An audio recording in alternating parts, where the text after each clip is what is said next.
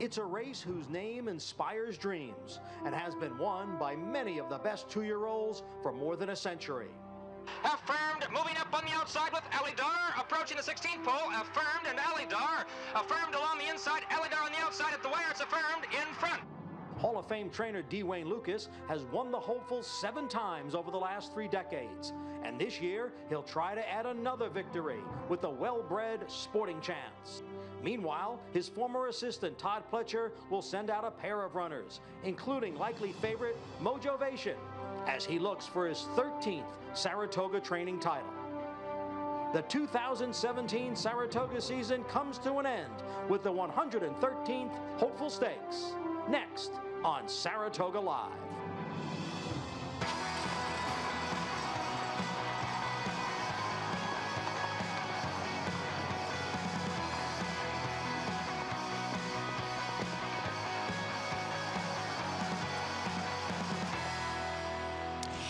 It's closing day at Saratoga, and we promise it won't disappoint. Dwayne Lucas seeks to capture his 8th win in the Hopeful, and his only chance is with Sporting Chance. He'll have to beat his former student, trainer Todd Pletcher, as he sends out a pair of highly regarded 2-year-olds, one of them Mojovation, and the other the speedy son of Speightstown, National Flag. He'll break from post 5 in the field of 8. Which one of the two will lead the team? And a separate race for leading trainer title is coming down to the wire, but the jockey race is irrefutable. Jockey Jose Ortiz is too far in front to catch. Any more wins would simply be icing on the cake. Welcome to Saratoga Live, presented by Claiborne Farm. 100 years of doing the usual unusually well. Well, we only have 3 more races of the Saratoga meeting, and we have one more Grade 1 left. The historic Hopeful will be bringing you live, and we're bringing you it all on yet another picture-perfect day. And boy, what a difference a day makes. I'm your host, Gabby Gaudette, and pleased to be joined by Andy Serling for the New York Racing Association and 4-time All-Star Paul LaDuca. Guys, you can't ask for a better day than today. Oh, it's just a beautiful day. I mean, Saratoga is such a great place to be at, and it's especially nice to be here on a day like today. It's sort of redemption. You're right. Gabby made a good point, because yesterday it rained and rained and rained, and the true Saratoga people, they were still out here going through the rain, but today they're out here because the weather is absolutely gorgeous, 83 degrees, and we're going to get a little bit of turf racing, couple of races off the turf, but still good racing. And you know what, Gabby, we always talk about this. You never know. You might see the next superstar. Absolutely. The Hopeful, definitely a historic race. And we'll take a look at the Hopeful as well. As there's a lot of things going on in here. Sporting Chance for Dwayne Lucas. And, of course, we see 2 very talented runners for the Todd Pletcher barn and National Flag and Mojovation. And if Todd Pletcher wins the stake, he will be the trainer, will win a well-deserved training title here at Saratoga and sort of recapture a title that's pretty much been his throughout the last decade plus. This is a very, very contentious race, Paul. Honestly, it's very easy to find someone who will tell you why they like anyone. You're right. You can make a case for all 8 of them. You really can. This is a very good edition of the Hopeful. And again, I keep trying to remind people, yeah, the 113th running, yes, they've been running here that long. That's how much tradition goes on here at Saratoga. Well, we were talking about the leaders in the standings here, and 2 have clinched those titles. And talking about jockey Jose Ortiz, he clinched the title last year. He gets another one with 58 wins. Michael Dubb, he's won this plenty of times, guys. He clinched it just now with 15 wins. But the trainer race is still getting down to the wire. Those questions will be answered in the next race. They will be, but Chad Brown can only tie Todd Pletcher. So Todd is guaranteed to share the title, and it's a great achievement for him. He lost by, I think, 9 last year, even with 31 wins. Yeah. He was ready for this meet, and he delivered in a big way, as he always does. It's a good, listen to me, this is good for racing. Whether these guys like each other on the field or off the field or not, they're both competitive. They want to win races. That's the bottom line. But again, Todd takes his back from Chad. This is going to be back and forth each year. This is going to be one of those things every year you come to Saratoga. As long as these 2 guys are healthy and moving along, it's going to be theirs to lose. And another record is on the line. If Todd Pletcher gets 41 wins, he's going to surpass all-time wins in one meet at Saratoga, something that Chad actually got last year with 40 wins. Right. Do you think of that? Right now, he's won one race every day at Saratoga with 40 wins. It's an incredible achievement, and these guys were like Affirmed and Alydar. They battled all the way around the racetrack. No, you make a good point. Here's the other part. This would be 80 wins in 2 years for Chad Brown. That's crazy. We'll take a look at the track and weather conditions. We are good on the main track and yielding on the turf. And a reminder, race 8 will remain on the turf, but race 10 has been taken off the turf. That's still 5.5 furlongs on the main track. And of course, we do have the feature race of the day, the Grade 1 Hopeful for those promising 2-year-olds at 7 furlongs on the main track. Wanted to take this moment to remind you about this promotion. You can bet the remaining 3 races of the Saratoga meet right from your home by opening a Naira Bets account. You can bet any track, anywhere, anytime while earning rewards on each bet. Just visit NairaBets.com for details on how to start earning your $200 sign-up bonus today. We'll get things kicked off here with the 8th race, and well, this is going to be a competitive field. As previously mentioned, this race does stay on that yielding turf course. We head out to the inner turf course for this 2 other than allowance race. And, well, guys, pretty competitive field here. It really is a competitive field. We lost a big-time player in Tizelle when that horse scratched out of the race. And it'll be interesting what happens. All right. Well, for more on this, we head out to Maggie. And Gabby, the best thing about Saratoga is the fans and the players. And I'm joined by one of our special fans of Naira. That's Vince Deanna. And Vince, you may or may not hold a record here, betting every Naira race, except for the jumpers, as you acquiesced there, for the last 10 years. Ever since 1/1 of 07 when I retired. And it just started, and I do my homework in the morning. I watch replays. I've made some scores, and it's my hobby, it's my passion. I just love it. And they always say you'll never work a day if you do something you love, and you are now in retirement. But we want to get your opinion on the Hopeful. Who do you like here today? I like the 7 horse. Give me a hint. I like the finish he had in his last race. He was coming on the outside when nobody was closing at all. Yep. I look for that.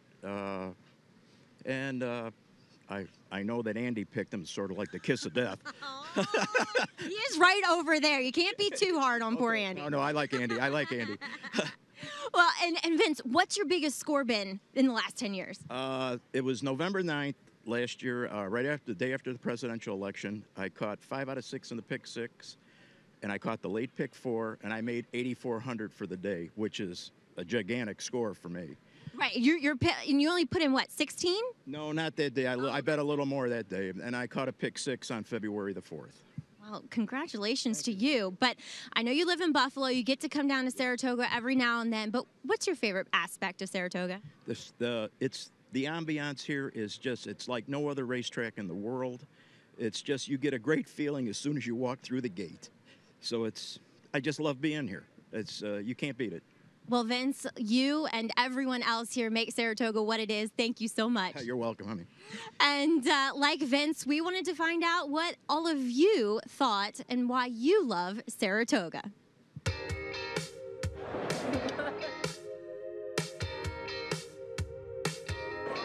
horses. 23 races and he's placed 10 times. It's really nice, and my kids love the new stuff here. The ambience, the trees, the people, beautiful weather. It's great. Fun. Good environment, good crowd. At the Jim Dandy Bar. There are things I should say. It's so good when we get it together. I can tell by the look in your eye that you know that I'm gonna deliver. Watching the jockeys race.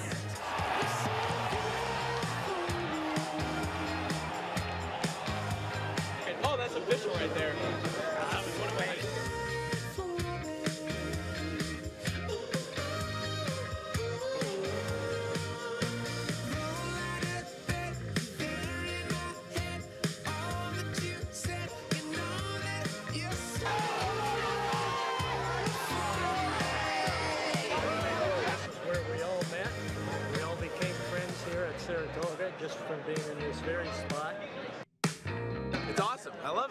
atmosphere. Look at everybody here. Everybody's dolled up to the nines. I got this blazer on. I'm feeling good.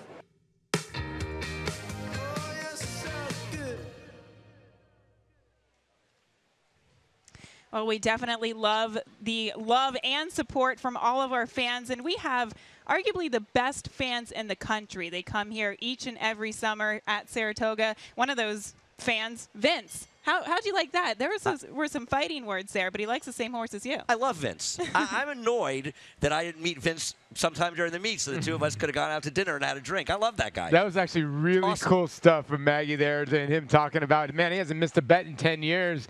That's idol status. That's idol status. I like me some Vince. If Vince is around, Vince, should we have a drink with me tonight? If you're still in town, Vince, you can find me. Come over to the set, find me. We'll definitely have a drink tonight. He's my kind of guy. That's awesome. That was awesome stuff indeed. But we'll take a look here at the 8th race, guys, as we're 7 minutes out to kick off things on the last day at Saratoga. And one of them, the 2 Driven by Speed. And this is going to be an important race. Of course, Todd Pletcher sends out Driven by Speed, but Chad Brown with his last shot at tying things up with Style Drift. But if Todd Pletcher wins here, it's over. He wins the title, and it's well deserved. The interesting question here, now this is the inner turf course, and both courses do not dry the same. Of course, they're listed as yielding. We had a lot of rain yesterday, but we needed rain. 142 and change for the stake race. Now, to be fair, on the very firm course, 140 and change on a firm, real firm, not the hard turf. So the turf may not be totally soft, but it's not going to. It's not, Paul, going to be helping speed runners maybe the same way it has in the past. Yeah, that's true. Speed has been good. Maybe it gets softened up a little bit. And the horse, you know, I give the horse a little bit of credit because got to the front end and beat a decent field. Amazing. Annie came back to win. I thought Munchkin Money, who was 4th in this race, might have been best yesterday, and Driven by Speed just kept on going. Now, was she left alone on the lead? Yes. The thing that's good for her, the 10 scratching out is giant in here because that was the other speed. So now the other speed's got to be the 9, I would think, Belle of the Spa. I agree. The 10 scratching out is big, but Belle of the Spa is a very fast horse, and she has to be forwardly placed. I think, though, the course that she was on last time was much more conducive to running style, though she obviously can win this race. Well, talking about pace pressure as well, couldn't the 12 Flatter Me Fabulous maybe show some speed from the outside? She's not fast enough, I think, to run with that horse from that post, but the 3 Iron Miz has speed, but I don't think that Todd Pletcher is going to be dueling his other horse into the ground. No, I'm with you, and I thought the horse had a decent trip. I think Joel went to the front. He actually pulled the horse back. Now, you could take this 2 ways, that he should have just kept on going, but I thought he took back and sat in a good spot. The worry is the last time this horse won was on the dirt going 6.5 furlongs in short. The horse is not one going long. I'm not trying to put 10-to-1 shots in the winner's circle, and if you like Iron Miz, you should bet Iron Miz. But I don't like this horse at all. I think she's been in 2 straight extremely speed-friendly races, and I don't think she's in the same dynamic today. And that's Barrel of Dreams on the front end. That was probably going to be able to put the heat on the 2 in here, Driven by Speed, so a big scratch. Absolutely there, and that is the 3 as we transition to Chad Brown's Last Hope, this 5-year-old mare, Style Drift. And what do you think, guys? Do you think she gets a better pace flow in front of her today? She figures to get a racetrack that's more favorable to her running style as well as the pace flow. What's impressive about her is she was coming off a near 2-year layoff last time, and she still ran a credible race. She could easily move forward. I thought she was good. She got backed up into Irad, had to really wait, and another horse kept backing into her before she could make her run. Did she get tired late? Yes, because she was coming off a layoff. But I thought you could argue she was better than Tazelle and Iron Miz in that last race. Well, a lot left more to discuss, but the 6th Style Drift, she's making her 2nd start off the layoff. For more on this filly, we head to Maggie. And Gabby, I think Style Drift looks fantastic here as she is 2nd off that very long layoff. I mean, she was almost gone for 2 years, so she has every right to have needed her last race. And to me, she looks solid. She is dappled head to toe. I really like what I'm seeing from her. I think she is a filly that should be primed and ready to strike here, 2nd off the bench. Moving on to, well, one of Todd's horses in here. That is the longer price of this duo in number 3, Iron Miz. Now, Iron Miz to me is very much on the muscle. I like her here. Look, The problem is that she hasn't really gone forward from her 2 to 3 year old kind of physicality, but I like the way she's presenting herself here. She exudes confidence. She's obviously extremely fit, and I like this this flat mile here on the inner turf course for her. Then we'll check in with one coming off of a short layoff, little over a week since we saw number 7 Barika in the winner's circle. And look, in these kind of condition races, sometimes the horses who have won more races are at a complete advantage. Barika has won 6 races, where I think the next horse that has won the most amount of races is 3. So she's won twice as many as that, and kind of clever entering by Danny Gargan to put her in for the tag last time. Now she can run in the same race and not be claimed and not have to run for the tag. And considering the short layoff, she looks good here. She's a filly that in the past has had trouble carrying her weight and would get a little bit nervous, but not any of that here today, Gabby. She looks good, as she is the horse who knows how to find her way to the winner's circle. She absolutely does, Maggie, a 6-time winner, and she seems to really love it up here at the Spa as well.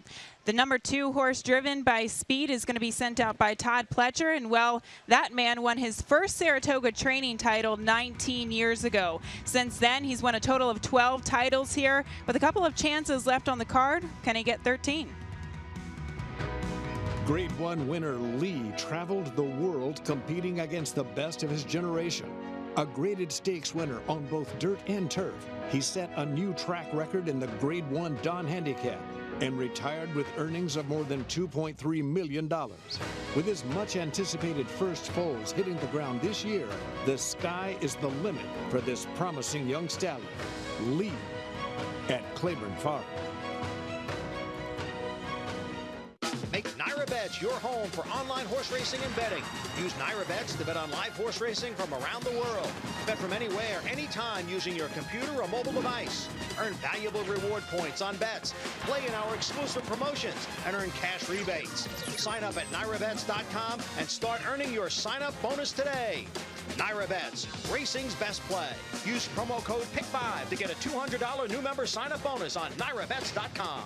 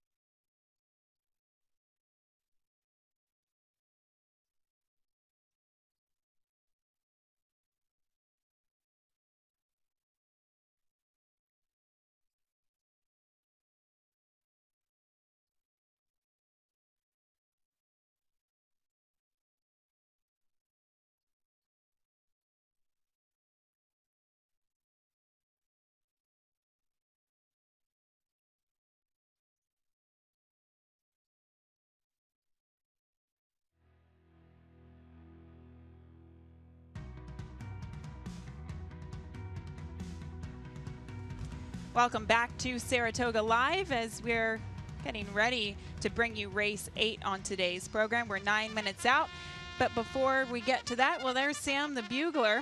So the post parade will be coming up momentarily. But first, today is the last day to join in on the Saratoga Showdown contest and qualify for a chance to win the 2018 Belmont Stakes package valued at over $2,000. The person with the highest mythical bankroll at the end of the day will also earn $50,000 NyraBets points in their account.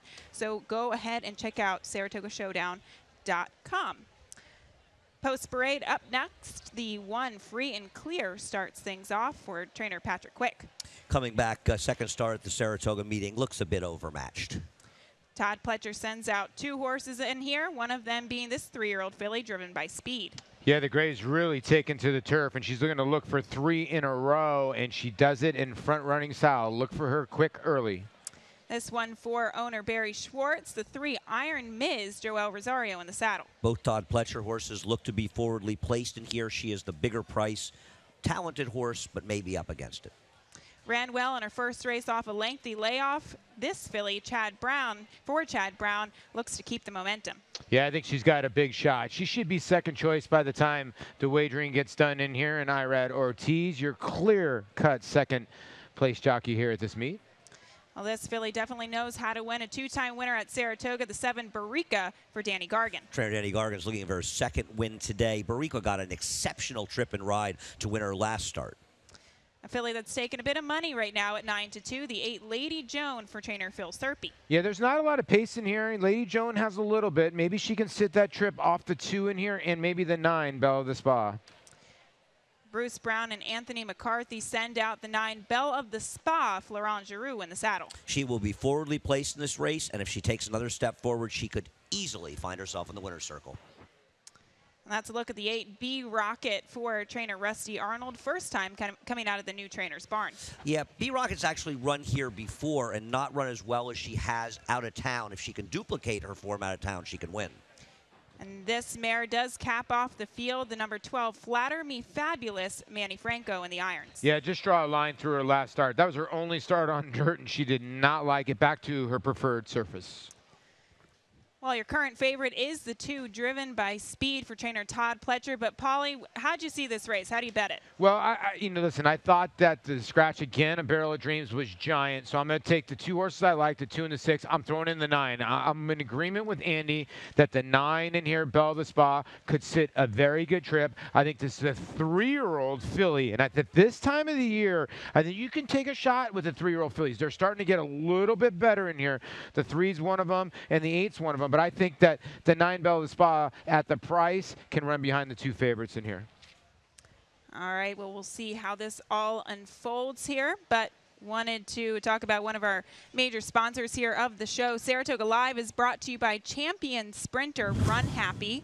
Run Happy won at 6 different tracks, scoring on both all-weather and dirt surfaces, all while running 100% drug-free. Undefeated in sprint competition, Run Happy set the stakes record in the King's Bishop and then set the record at Keeneland, winning the 2015 Breeders' Cup Sprint.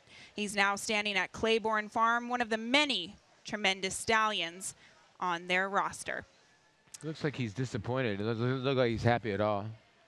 Absolutely, yeah. Oh, this is a tweet from, of course, Mattress Mac, Jim McInvale here. The tweet reads, "Thank you to the incredible barbers and hairdressers who spent all day at Gallery Furniture, giving free haircuts to the affected Texans of all ages." So not only, guys, is he providing housing and food, but also free haircuts. Well, the best part about all of this is he starts the ball and then it turns into a snowball. And you see Kristen Size, ABC Kristen, she actually does TV there. Thank you, sign at Mattress Max store in Houston, where my cousin bought stuff. Thank him. An autograph by many people. God bless. You see on there a couple times. And like I said, one person can inspire everything else. It turns into a snowball, and Houston getting better and better each day, hopefully. Of course, if he did open his doors to Gallery Furniture for more than 800 people, as we said, providing food and shelter, among many, many other things. So good to see, Houston picking themselves up by their bootstraps and moving forward. But, guys, we'll get back to race 8 here. We're just 4 minutes out. And this is going to be an interesting race. Obviously, the 8 Lady Joan in here, though, she's been facing restricted New York bred company recently. But, Andy, she's pretty talented, and don't you think she's pretty tactical as well? Oh, I think both of those things are true. I think she is talented, and I think she's tactical. I do think that she's a little distance challenged. I wonder if the 6 to 7 furlong one-turn race at Belmont suit her much better. And one of the reasons that she was more effective at the 2-turn mile last time is because it was a very slow pace that completely held together. Hollywood Cat, who was third in there, she outran her odds. She came back and didn't run particularly well, and I think the pace flattered these horses.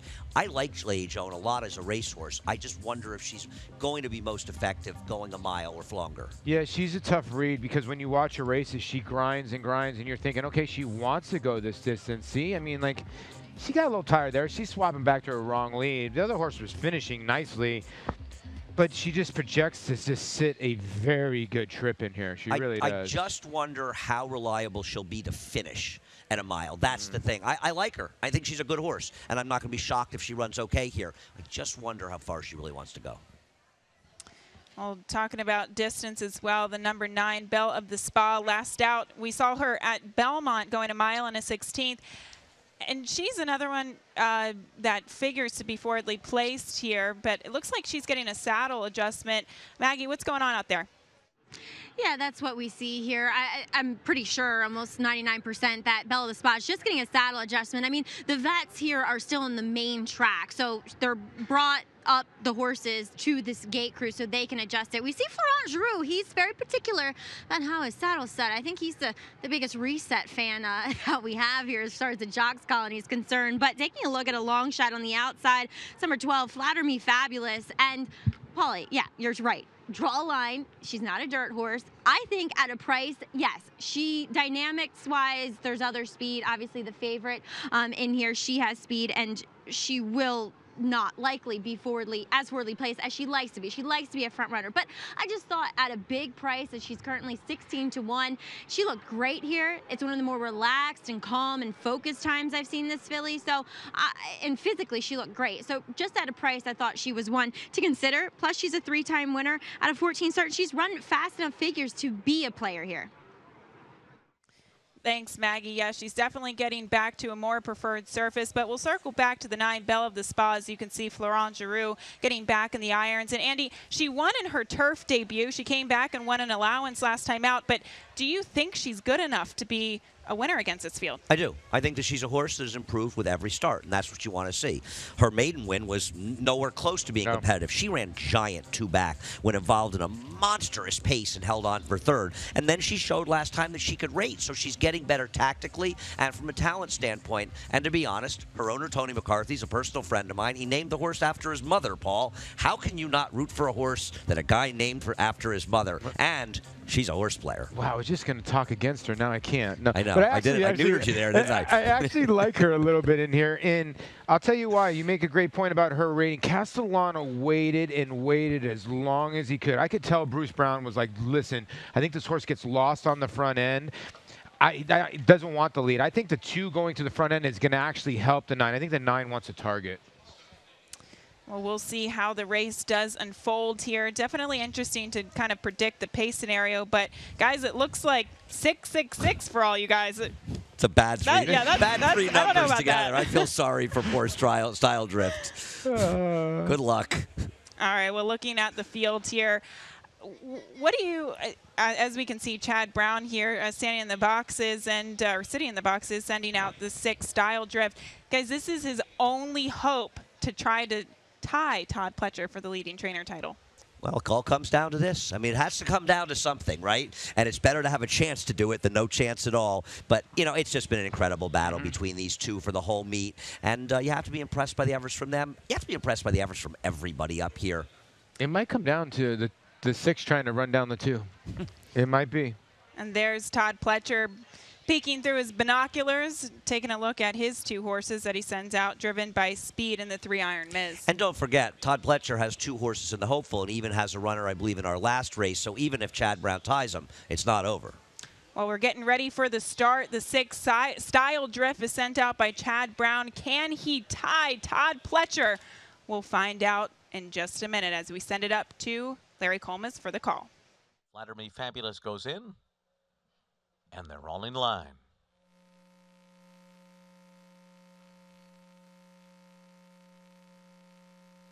Breaking through the gate here are both Style Drift and, oh, what a save there by the assistant starter with Driven by Speed, who almost got loose after unseating John Velasquez. The assistant starter doing a fantastic job there, keeping Driven by Speed from getting loose.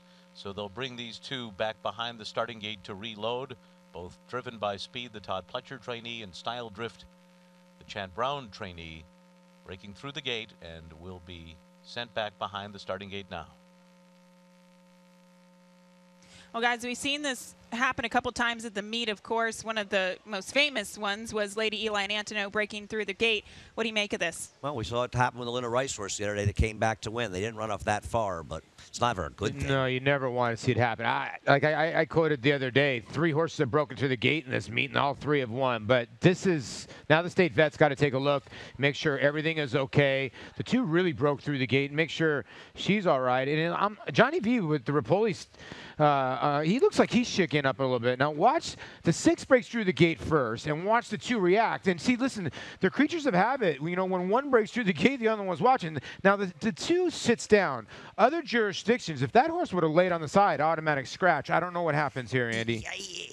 Not our place to comment on what they would do, but I think Johnny's she shaking didn't up. fall down. Yeah. She didn't. I wanted to make a distinction there. For sure, and that's we'll take another look at. I wonder if he gets hit in the face here. It does appear that Johnny Velasquez is getting back aboard the 2 driven by Speed, but guys, Johnny Velasquez just kind of plops off when he comes out of the gate. Looked like he had to readjust his helmet there as well, but they're loading both these fillies back in. They're tough guys. Oof, very tough. All right, we'll see how it all unfolds here as we head it back up to Larry Comas for the call. Style Drift has gone back in. We're ready for a start. They're off, and Driven by Speed goes straight out to lead them with Style Drift. These 2 are 1-2 early on here. Bella the Spa's going to go with him on the outside. Flatter Me Fabulous is 4th early on. And then it's Lady Joan and Iron Miz toward the inside. They're being followed by B Rockette moving for that first turn. Break of another 3 to Free and Clear and Barika at the back of the pack. Driven by Speed. Getting away now to a 2-length lead on Bella the Spa, while Style Drift will sit 3rd on the inside. Flatter Me Fabulous 4th. 24.16 was that first quarter. Iron Miz is running in 5th, 5 lengths off the lead. Lady Joan is next, and then B Rockette. Free and Clear is moving quickly between horses and sent along here by Junior Alvarado to make a strong middle move here. Free and Clear has moved up all the way to challenge for the lead up the backstretch. So it's Driven by Speed in front, but Free and Clear has made a very early run up into 2nd on the outside after a 49.36 half mile. Then it's Bella the Spa following in 3rd. On the inside, Style Drift pinned in 4th on the inside. Flatter Me Fabulous follows 5th, moving for the far turn. Then Lady Joan, B Rockette on the inside. Around the turn and suddenly Driven by Speed not going on. And Free and Clear has taken the lead, but is extremely wide. Free and Clear is going to bolt here as they come to the top of the stretch. And suddenly Bella the Spa's now in front. Bella the Spa's now the leader. On the outside, Flatter Me Fabulous goes all alongside. Lady Joan is there. B Rockette is next. Iron Miz trying to put in a bid. Barika's there on the outside. And then it's Style Drift, and they're coming down to the final 16th, and here comes Barika. Barika and Jose Lezcano strike the front late, and Barika will end up winning. And then it was Lady Joan in 2nd, followed by Style Drift and B Rockette. The final time was 1:40.59.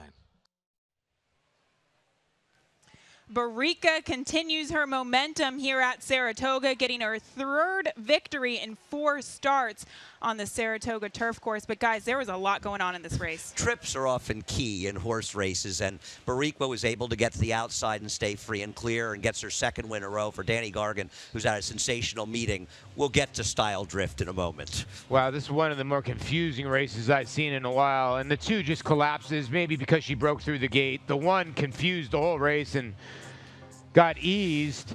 I just don't even get the race. I mean, this is racing, turf racing. Sometimes it's all about trip, and the 6 was maybe 5 to 10 lengths the best in there, and unfortunate to lose. You can't take anything away from Barika, though. No, but it just shows getting out in the clear, and that's just the way it works. I mean, what happened, obviously, Style Drift, it started in the backstretch because she was behind the 2. The 2 backed up in her face, took her out of the race. She got around her, then she got badly blocked in the stretch, et cetera, et cetera. It's turf racing. These things do happen. This is the kind of race that, for horse players, you want to go back and watch this many, many times because it may not just be Style Drift that had trouble, but Chad Brown probably should have tied it up. But you know what? It's a long meet, and you're going to get unlucky sometimes. Yeah, just lucky. You could tell he had nowhere to go on the inside. And look at the horse that stays the widest and is out of trouble wins the race. Sometimes it just happens that way. But here's a horse that was in very good form.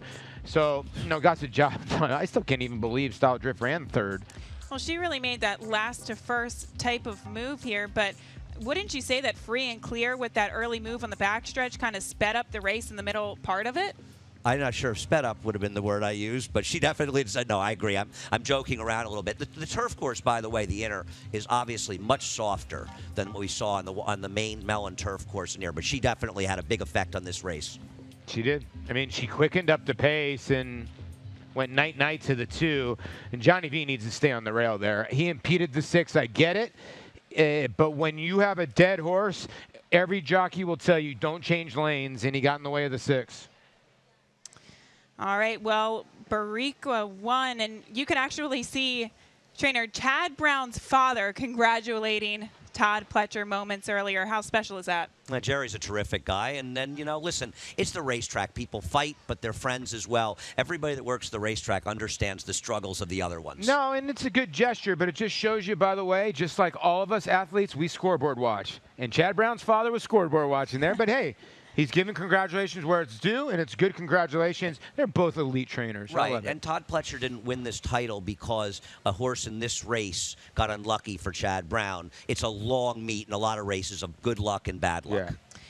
Even though Todd Pletcher did clinch his the training title here today, there's still a couple more storylines which we'll get to momentarily. But coming up next is the Grade 1 hopeful. Hall of Fame trainer Dwayne Lucas will look to win number 8 in this historic race, and it all rides on Sporting Chance next.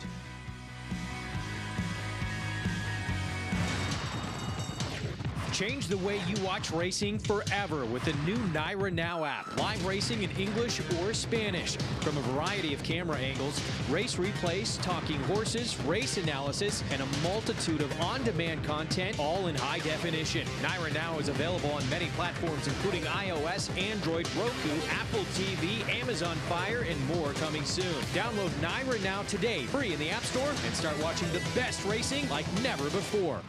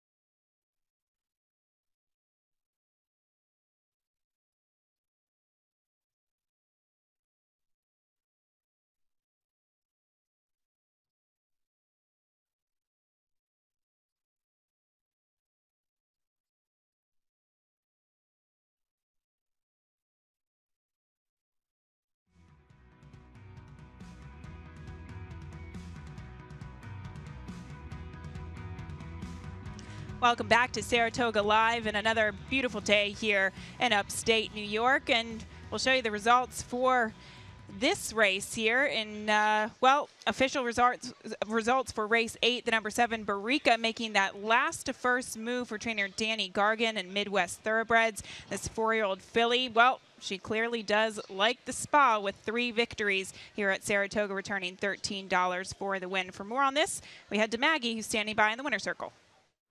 With her winning conditioner, Danny Gargan, who picks up his 2nd win of this day, of closing day. Way to get out here, Danny. And Barrica, I feel as though, well, yeah, I did just interview you about 10 days ago when she won. We were just taking advantage of the fact she loves it here. Yeah. I mean, she's doing really good. We kind of conservative at Belmont with her. you know, because we're looking for a big meet up here, and you have to save a few for this meet. She's a filly that likes turns a lot. If you notice, ran good at Gulfstream, runs good up here, ran good at Aqueduct, and just taking advantage of the course. Actually fit her today because it's soft. When we put her back in, we didn't know for sure if we were going to run her, but once it, you know, rained a little bit, we went ahead and took a shot, and it worked out for us. And Dan, you've had a lot of nice winners, once again hitting at a nice clip. Who of this meet has been your most proud? I mean, this filly's always special because we've won 7 races with her in a year since we claimed her, so she's such a really, really true competitor, and she hits the board every time and tries. You know, it's hard to pick a favorite, but obviously she has a fond spot in my heart because she's such a try-hard little horse. I had a nice one, trouble with Skylar as well earlier on in the meet. Danny, congratulations here and the rest of your wins. Thank you so much, Maggie. All right, back to you, Gabby.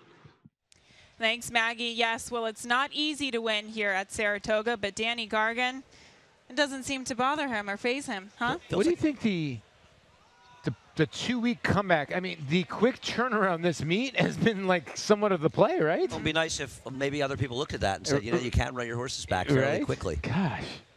Well, congratulations to those connections as we backtrack to the Bernard Baruch guys. And, well, Heart to Heart did it again. He went wire to wire. He's just one of these horses that he's just almost like a machine. He just keeps on running. He really is. He can go fast pace, slow pace, a lot of different paces. Now 13 for 30 lifetime. Game horse. I mean, he's named because of, look at that marking. It's as straight as a heart. It's one of the best markings I've ever seen on a racehorse. But he has heart, too, and he showed it today in another W for him. He has one running style, though. If he does not make the lead, he does not win. But a savvy ride by Irad Ortiz to do what this horse does best. I agree. He just doesn't get in his way, and that's what you want a rider to do. And I'm glad to see Brian Lynch get the stakes win. It's been a rough meet up here for Brian, his second win of the meet, but some tough beats, especially in our Alabama. And Brian is a very good trainer. Very good horse as well, and Heart to Heart. Congratulations in the Bernard Baruch. Here's a look at the late pick 5 follow along. We had $210,000 added to the pool, and we started the sequence off with Engage, Heart to Heart, and then Bariqua, but we still have 2 races left in the sequence. We've got 2 races left, sadly, in the meet, but we still have a big one left to come, and that is the Grade 1 Hopeful here. And we do see trainer Dwayne Lucas send out Sporting Chance in here. There will be a field of 8 to compete for Grade 1 honors today, and Dwayne Lucas is looking for his 8th win in this prestigious race. His only chance is with Sporting Chance. For a closer look, we take a look with Maggie Wolfendale. No trainer has won the Hopeful more times than Hall of Famer Dwayne Lucas, as he will look for his 8th win in this prestigious Grade 1 as he sends out Robert Baker and William Mack's Sporting Chance. 75, 600, 600, 600. Hauling it down, even to go down, meeting over. 85, 75, even to go down, 60. Well, he was our #1 pick in the sale, and we looked at about 3,000 horses, and it worked out this time. Doesn't always work out, but it did this time for us, and we thought he was special right from the get-go, and I sent him down to Randy Bradshaw, who worked for me all those years, and he broke him, and he called up and gave him good reviews, too. He said, I think you got a really nice colt here. And when we got him, he didn't disappoint us. He obviously has done everything that we've asked of him so far. He's a very professional horse, very easy to train. There's no difficulty at all in training him, and he does everything, but he does it almost so methodically that you wonder if he's even focused. But so far, he's been doing pretty good. After finishing second in his debut at Churchill Downs to Nick's Out Stakes winner Dak Attack, Sporting Chance broke his maiden in a sharp effort here opening weekend. Sporting Chance's runaway here. Give me a minute. It's going to be second. Sporting Chance by 3. I think the best part of that was the fact that he took the pressure, and then when the running really got serious at the top of the stretch, he was able to split horses. Now, a lot of 2-year-olds won't do that. They may have the ability to accelerate, but they don't want to split 2 horses. He actually took the heat, did all the heavy lifting, and then kicked on with it. And actually, I thought he got a little disinterested at the wire after he got the lead. And he does that in the morning. He gets a little bit disinterested if he's not in a competitive situation. Deposit ticket gets clear by about 4. Then Hansel is second. On the extreme outside is Valenza. Link on the rail. Deposit ticket in front. Lucas's first hopeful victory came back in 1990 with deposit ticket when a 23-year-old Todd Pletcher served as his stable foreman. Out on his own for over 20 years, Pletcher trains the likely favorite for this year's hopeful in Zayat Stable's Mojovation, going up against his old boss. I think Todd was involved with 2 or 3 of them. Dallas Stewart, who has a horse in the Hopeful, also certainly was involved with a couple of them. And so they've had an influence in those wins too, I'm sure. But I can't pitch them any slack now. They're on their own. We're going to have to try to kick their. Well, those were some expletives, some fighting words by trainer D. Wayne Lucas, and he will be going against his former student and Todd Pletcher as well, who sends out both Mojovation and the number 5 national flag. So a lot of action still left to come here. Of course, coming up next is the Grade 1 Hopeful. An aptly named race that's inspired hope with promising 2-year-olds for 112 years. Which future star will we witness today? We'll find out soon.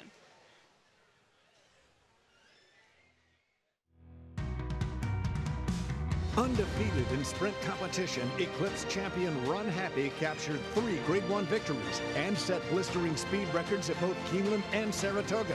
In the Breeders' Cup Sprint, he dominated the world's fastest runners, going 6 furlongs in a record-breaking 108 and change. The only horse nominated for 3 Eclipse Awards, Run Happy was crowned champion male sprinter, all the while racing 100% drug-free. Champion, millionaire, record breaker, Run Happy, standing at Claiborne Farm.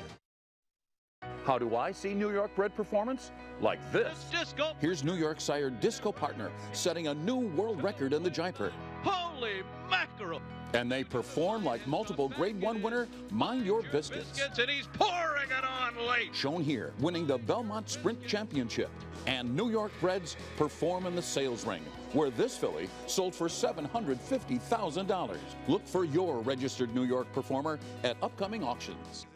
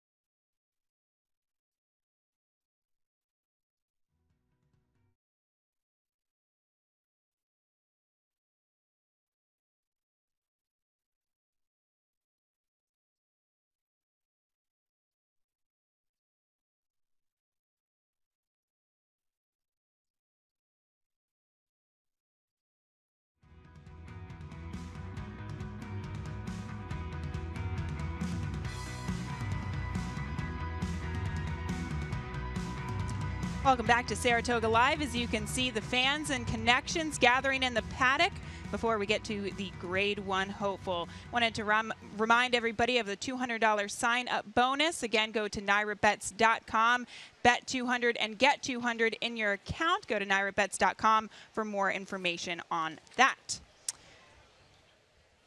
Well, there's a look at trainer D. Wayne Lucas with the 6 Sporting Chance, guys, and he's trying to get his 8th win in this historic race. Doesn't matter what he does today. Wayne Lucas is the king of the hopeful, and he's had so many good horses for me, as somebody who believes in track bias, I'm going to bet the 7, Give Me a Hint, out of the race. Give me a minute out of the race's Sporting Chance one. Sporting Chance rode a very strong inside bias to victory, whereas the other horse was against it. If he wins today, I'm going to lose.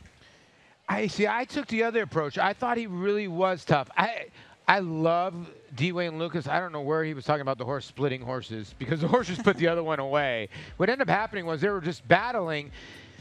I'm with Andy. I like your horse, Andy, that he finished with a ton of interest. You could see him start running here late. Now, is Lukey's horse getting tired on the lead or not? But they're by far the best 2 in this race. Well, you look at the 2 horses, and we go to the 7, Give Me a Minute.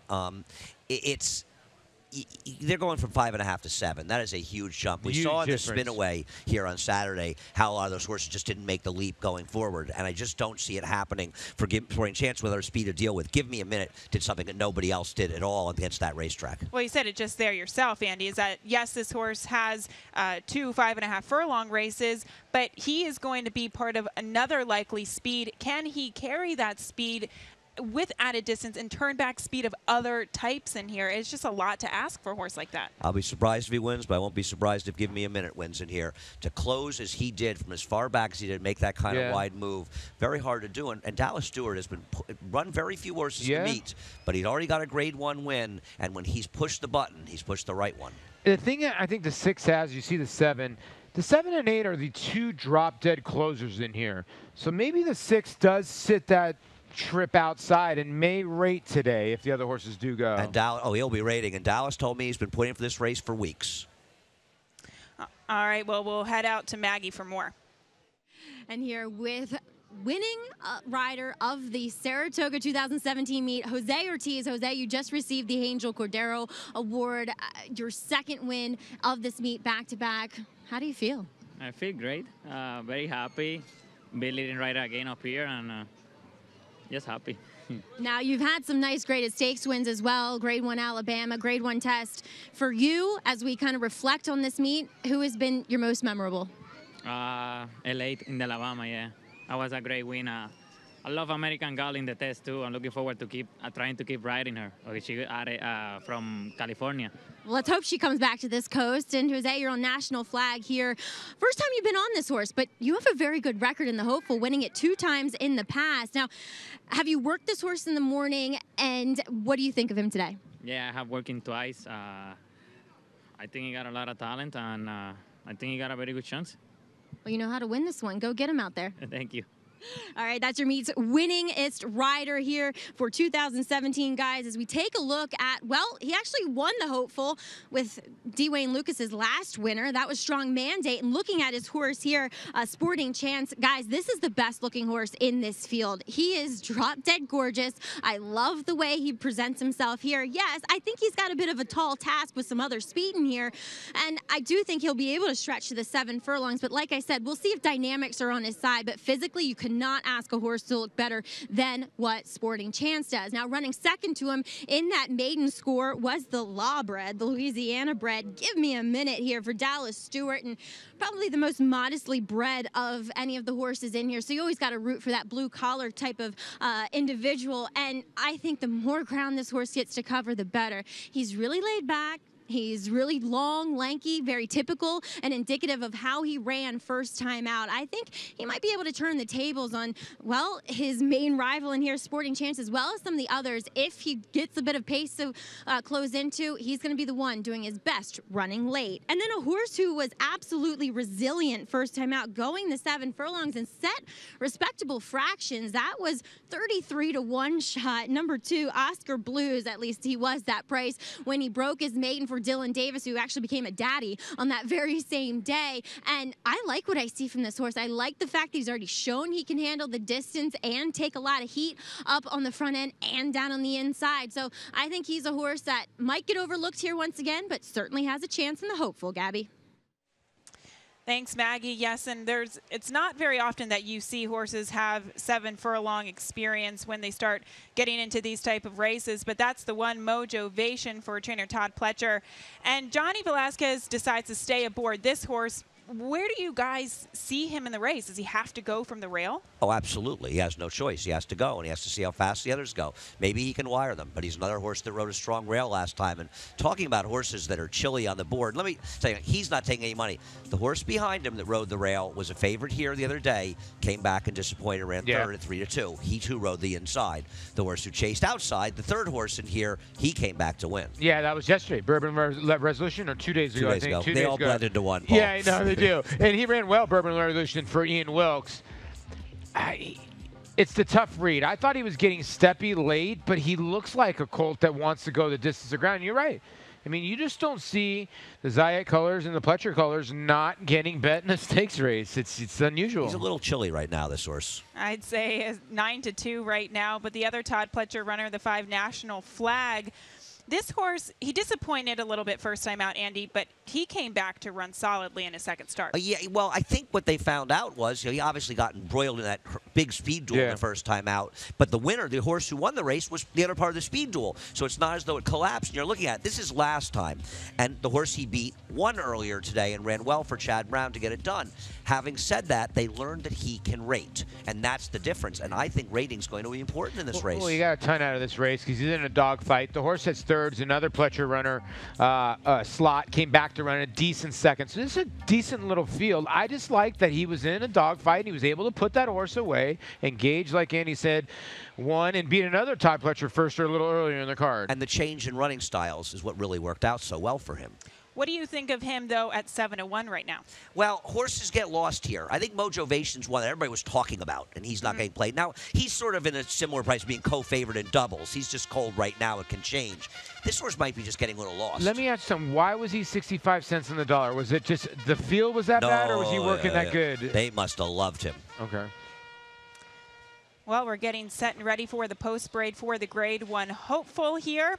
We've got a field of 8 signed up to go postward, and the 8 free drop Billy is your lukewarm favorite right now at 5-2. That's a look at the one Mojovation to kick things off, a 2016 Keeneland September yearling grad trained by Todd Pletcher. Todd Pletcher can try to add to his trainer's lead in winning the title this year. Mojovation has to go hard from the rail. We'll see how much company he has. Right behind him is the 2 Oscar Blues pulling off the 33-1 set in debut. And it was Gaiman doing it, battling all the way down the lane for Kenny McPeak and Dylan Davis, almost right on that morning line, 9-1. And the 3 Forenzi Fire won the Grade 3 Sanford last time out. A nicely bred 2-year-old for Jason Service. He's the only stakes winner in the field, and we're not even talking about him in this race. The maiden winner is getting more attention. The 4 Psycho Analyze, a 2015 Keeneland November breeding stock grad trained by Brian Lynch. Third behind Forense Fire last time. Another horse in here that's run twice, and the longest shot on the board currently at 17-1. And the other Todd Pletcher runner, the number 5 National Flag, a 2016 Book 1 Keeneland September yearling grad. Generous price right now at 6-1. Showed the ability to rate last time. It will help him today. Hall of Famer D. Wayne Lucas will hope to get his 8th win in this prestigious race. That's a 6 Sporting Chance, a 2016 Book 1 Keeneland September yearling grad. And reportedly in the morning, been getting stronger since that last race, so maybe the coach is ready for another W. Give me a minute. The number 7, Joel Rosario, in the saddle for trainer Dallas Stewart, looks to improve without a distance. Dallas and Joel Rosario look to team up for their second Grade 1 win at the meet. The horse who closed well against a strong bias last time. And that's who caps off the field, the 8 Free Drop Billy for trainer Dale Romans. Free Drop Billy, a 2016 Book 1 Keeneland September yearling grad. Another horse that's been working well, and they just keep going in for Free Drop Billy. Got bet heavily first time out, got bet last time out to favoritism in the Sanford, but was second best to Forense Fire. And here's a look at hip number 887. This is a half-brother to Free Drop Billy here, but this one is by Curlin. He's out of Trenza, who was a graded stakes place runner on the turf. This horse is also a half to Hawkbill, of course, a multiple Group 1 place in Europe, and won the Prince of Wales Stakes at Royal Ascot as well. Well, there's a look at Mojovation. He ran to his back in first time out at Saratoga, but the big test ahead, can Mr. Mojo keep rising?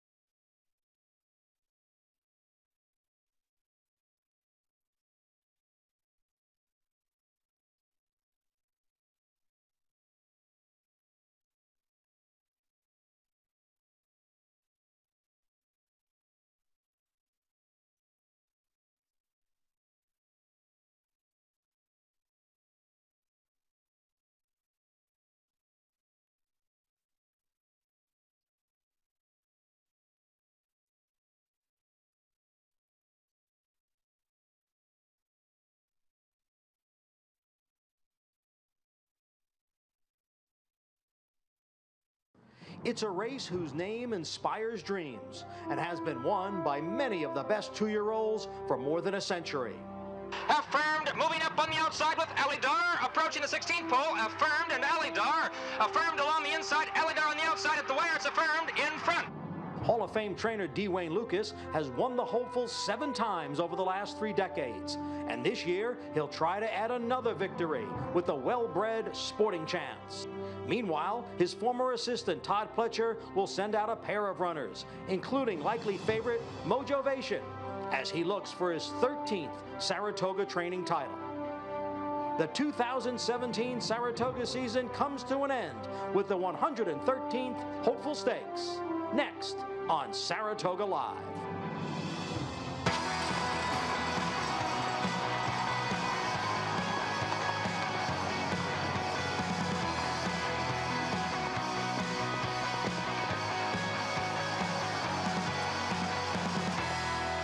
Welcome back to Saratoga Live, presented by Claiborne Farm. 100 years of doing the usual, unusually well.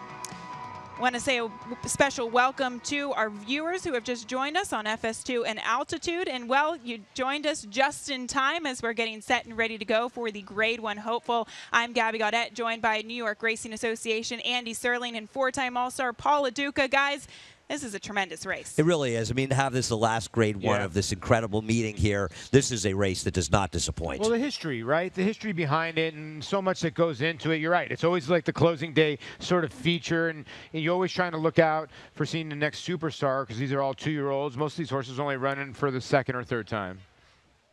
Well, we have some interesting elements, interesting storylines going into the Grade 1 Hopeful as well. Of course, we have Hall of Famer Dwayne Lucas, who is hoping to get his 8th win in this prestigious race, Andy.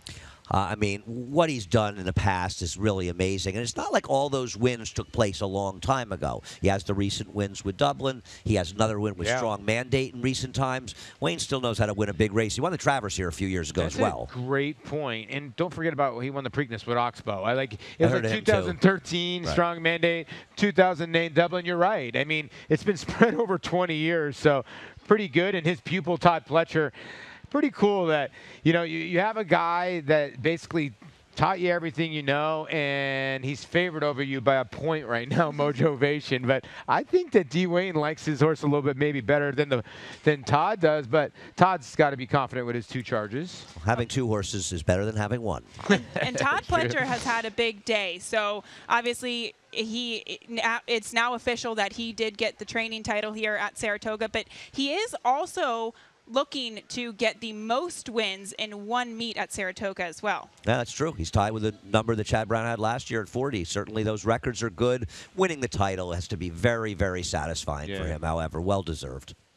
Well, he'll be sending out both Mojovation and National Flag, 2 horses that definitely have a shot. But for a look on some others, including the 8 Free Drop Billy, we go to Maggie. And Gabby, as he sits at 2-1, Free Drop Billy is completely washed out, as hopefully we can get a picture of him as he goes right behind Mojovation there. And I don't like this. I don't remember him being like this in his last start. If you go back and you watch his last breeze before coming into this hopeful, he was getting out a bit under Dale Roman's partner and Tammy Fox. I don't like this for a very short price horse. I'll be honest here, and I'll go out and say that. He'll beat me, but I don't like what I see from him. Moving on to number 5, National Flags. We talked to Jose Ortiz. This horse, last time, I was actually out on the pony on the track. He would not get next to a pony. He got next to mine, though. I felt very pleased about that. But as you see, he's not attached to, or he might be attached to the pony there. He's not, actually. But that's just him. And Jose's handled him beautifully in the warm-up. I like the way he's warmed up. I think he's interesting. I think he's a horse that he's getting the idea of being a racehorse. Gabby?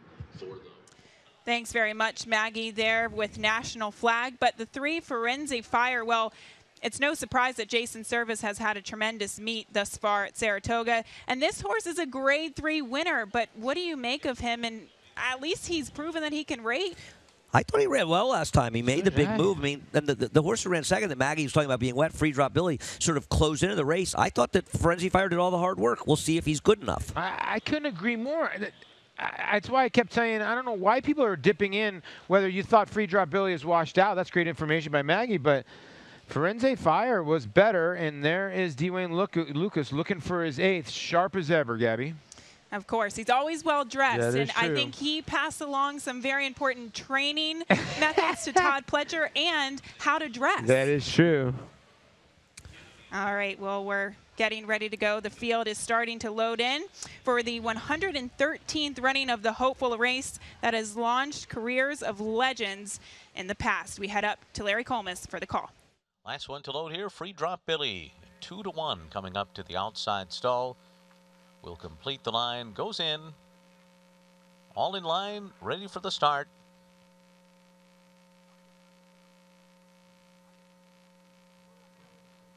Of the Hopeful.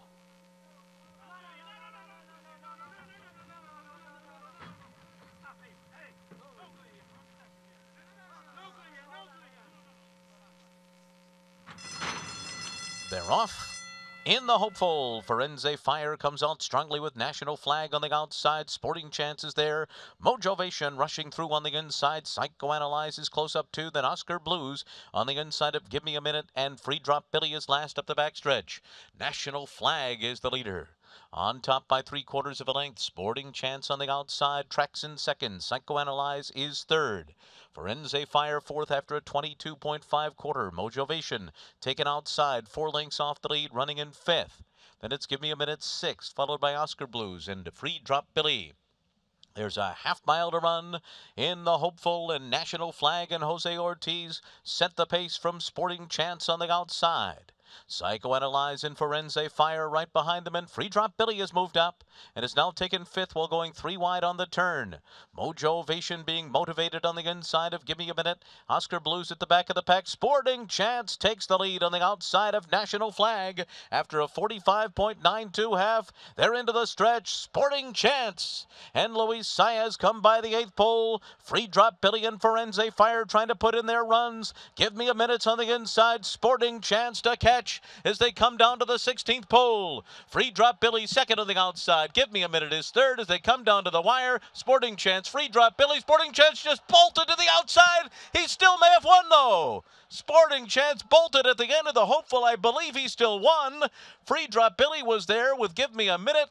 The final time was 1 minute 23.71 seconds in a dramatic end to the Hopeful Stakes.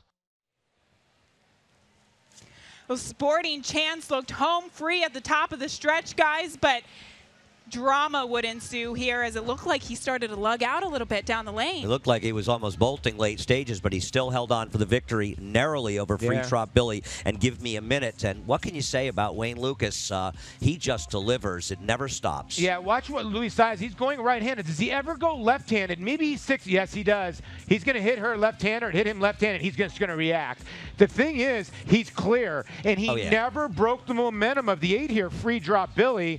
And I think this is going to stand. This is weird. And you could even see Dwayne at the end of the race. He was like, what's going on here? Shocked. He was shocked, yes. Why wouldn't you be? It was shocking watching it down here as well. But the best horse won this race. He battled the pace. He battled with National Flag, who finished absolutely nowhere. My horse saved ground there. Give Me a Minute. Had his chance. Ran well. Couldn't run him down. Free Drop Billy as well. There was no interference whatsoever. There's no reason for me to even say they should look at it. It's crazy. Crazy. Gabby, so many times you see a horse shy away from a whip. You don't see this often, but he was going right-handed. But kudos for Luis Saez to stay busy to get the bob back. There is an inquiry posted, so we'll keep you posted. But, guys, he didn't really affect anybody else. We did see Luis Saez, though, barely stay in the saddle. Let's be fair. The stewards have to look at it. It's a Grade 1 race. This horse ducked out severely. It would be irresponsible not to look at it. But I think it's very unlikely, at least when we saw, the 8 didn't stop riding. No, that's the key. Now, watch right here. He's going to switch to his left hand here. He's going to hit left-handed. The horse is going to shy away from the whip. Bottom line. Okay, now, he's already drifting out before he hits him. The 8 never stops. Robbie Alvarado had never stopped motion on his ride. And here's the other thing. The 8 ran second. The stewards could argue it might have cost the 8 second place. It didn't. He was clear. Yeah, you're right. Yeah, you're right. I mean, once again, I applaud the stewards for looking at this. It's the right thing to do, so the public understands they're paying attention. I think they'll very clearly see that he was clear of the 8. Yeah, I'm with you. Of course, you just have to take caution here. We can see Luis Saez on the phone right now with the stewards. He's going to be talking to them and kind of giving his case on what happened coming down the stretch. Yeah, he's basically telling the stewards, you plead your case. The stewards are the referees of our sport. And what Luis is going to say, hey, I did this, I did that. Then Robbie Alvarado is going to get on the phone, and Robbie's going to give his sell. Oh, yeah, he cost me my momentum, right? Or maybe not. You don't know.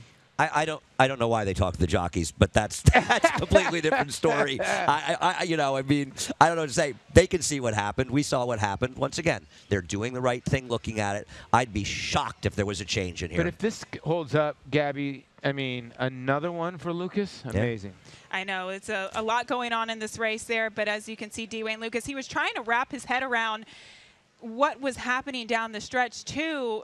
And now they're just waiting to hear back from the stewards as we take another look at the head-on. Yeah. And, they're young horses, and they're not that experienced, and sometimes they do sort of nutty things. I don't know. Did he shy away from the whip? I mean, I don't know. It's basically held on for the win, by the way. By the way, watch this again. I want you to watch this again with Luis Saez. Because when he hit the horse left-handed, the horse was lugging out. He'll probably say, well, why did I hit him left-handed? But watch him almost have to readjust his shoe. He almost lost the left rein on the horse, by the way. And watch his left rein when he hits the horse left-handed. And his shoe almost comes out of the iron. It's amazing he stayed on and almost won the race. He did win the race. He grabbed the rein again and won the race. I mean, it just shows you. We were talking about these guys are athletes. Amazing. No, I mean, to have to make the decisions that these guys make in such a short period of time, and just to be able to do that and react, very impressive. Wow. Well, we just see the athleticism of these riders pretty much every single day, but in unusual circumstances like this, it really is showcased as I really don't know how he stayed on. We see Luis Saez still on the phone there with the steward. So as you mentioned, Polly, Luis Saez is on the phone. We just saw Robbie Alvarado on the phone. Robbie Alvarado, of course, the rider on the 8 free drop Billy. He's the one who did lodge the objection. Well, I mean, listen, he wants to do the right thing for his trainer and his owners and the bettors, and that's fine. I don't bet the 7. Let's say the finish was 6, 7, 8, and I'm going to do very well, and I boxed 7, 8 in the exacta. I still would say here, this horse, I don't see how he did anything. He didn't. He made a little bit of mistake. He's a green 2-year-old. Did he impede anybody else? No. You're going to penalize him for that? I would think it'd be awful to penalize a horse, especially in a grade 1. And people are going to go, oh, foul's a foul in a maiden 15. It's not. What? There's no change. No change. Right call. No change. Right call. There's no foul. No foul. As we hear there from Larry Colmus, there will be no change in the order of finish. And right call, good call, but you always want to kind of tiptoe around these situations in a grade 1. They have to look at it. They have to do the right thing for everybody involved, and they made the right call. Luis Saez legged back up in the saddle, and he's going to be walking into the winner's circle to get his win picture taken with the winning connections. We're going to step aside for a moment. When we come back, we'll take a look at the winner's circle and final prices right after this.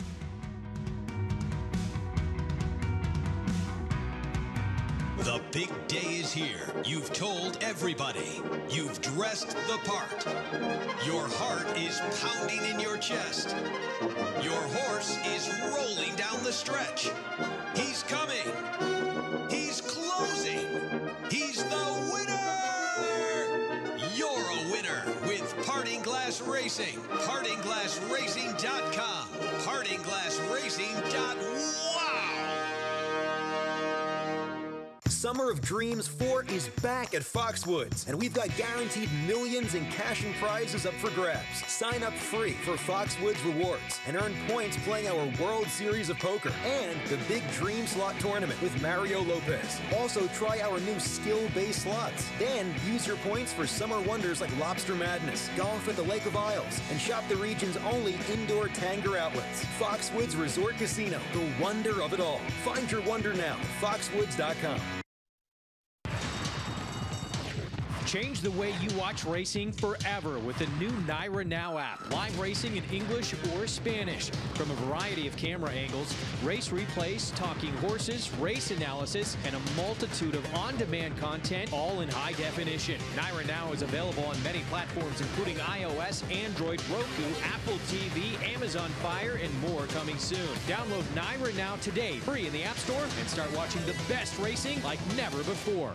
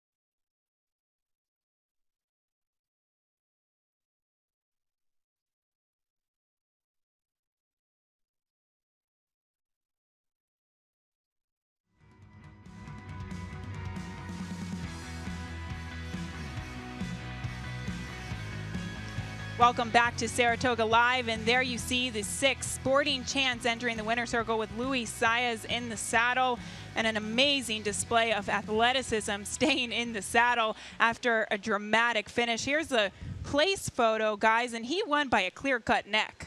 I just love that the last grade 1 of the meet and our last show of the meet and a season full of tremendous racing ended in such dramatic fashion. I tell you, I try to tell, or people ask me about jockeys, and I say, you know what? Put yourself in a car going 40 miles an hour, and then maybe your door opens and you got to hang on for a little bit. That's what just happened right there with Luis Saez. Exactly, and there you can see the official results of the hopeful. Sporting Chance returning 1340 for the win.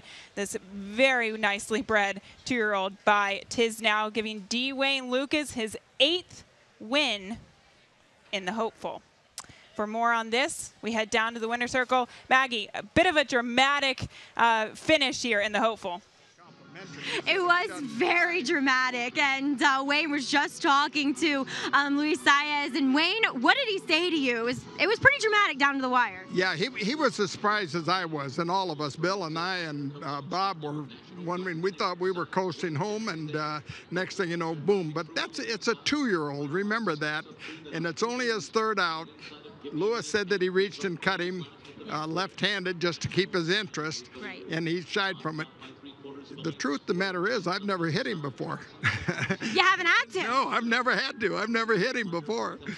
Well, he's certainly a talented one, and Wayne, picking up your 8th hopeful, the last 3 have been for you, gentlemen. How special is that? Oh, it's very special. Wayne has done a tremendous job with this horse, and Bob and I are very proud to be standing here. We look forward to a good future for him. And you guys picked this guy out, Sporting Chance, at the Keeneland sale. And Bob, what did you see in this horse? Well, Wayne picked the horse, but we're very, very happy. Next to the Kentucky Derby, there's nothing better than the hopeful because it's all in front of us. Right, a big future. And what do you see from this guy? Well, we'll get together with the check writers here, and we'll try to map out something that really makes sense for this horse. We always wake up every day with grandiose ideas and dreams, so we'll soak it up, and we'll get together in maybe a week and see how we're looking, and we'll go from there. Well, guys, Wayne, you're truly a legend. Your 8th hopeful. It's a pleasure to watch it all unfold in front of us. Congratulations, Sporting Chance. You know, I don't think the other 7 in front of us helped us today. I think we needed this one. Gentlemen, once again, congratulations to you. Very much. Thank you so much. Thank you so much. Oh, guys, smiles here after a little drama with Sporting Chance. Gabby? Thanks, Maggie. And it just goes to show the natural talent of Sporting Chance. This horse had been on the lead in his last 2 starts. He rated today. He kind of bolted out and still got the victory. Raw talent. I mean, you see, he's right on the pace with that horse, the National Flag horse, who just finished absolutely nowhere. This horse, even if he had lost, he would have been best. The scary part, by the way, this horse has got a Derby pedigree. 'Tis now out of a Candy Ride mare. This horse wants to go around 2 turns. I have a feeling that Wayne Lucas is pointing for the Derby. Could be wrong, but I have a feeling. Well, he did say that, you know, some talking about grandiose dreams and aspirations. He's okay with having those grandiose dreams and aspirations, as he's brought those dreams to fruition many a times in the past. Well, moving on here to Claiborne and talking about Elate. Well, this was an impressive victory in the Alabama. Bill Mott had hoped to win the Alabama with Elate from the get-go, and it turns out that the patience paid off. She had a couple of starts and stops through her career, but this beautifully bred Claiborne Farm filly, bred by Claiborne Farm and Adele Dilschneider. She's by Medaglia d'Oro and out of a stakes-winning mare, Cheery. Excellent performance from her. Oh, it was great watching her develop this year. And she might have closed the gap a tiny bit on Abel Tasman. And Orb has just been phenomenal. We've seen his son for Todd Pletcher. That horse right now might be, I would think, your Breeders' Cup Juvenile Turf favorite unless we see something. Chad's going to roll something out, but he's been impressive, Andy. Yeah, a little early for me to worry he's going to win the Breeders' Cup Juvenile Turf, but he's been good. He's been good, yeah. He's been good on the track and as a sire, as well as we saw Orbelution romp in the P.G. Johnson. So looking for great things from her. And once again, thanks to Claiborne Farm, 100 years of doing the usual unusually well. Well, today, of course, is the last day of the meet as we conclude this 40-day meet. We've had some record-breaking experiences here and some memorable experiences as well. For some highlights, we take a look.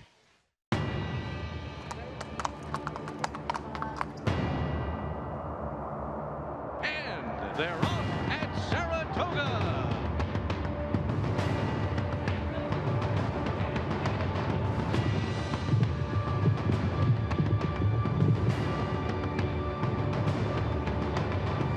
Have you ever had a horse finish a race with 5 shoes?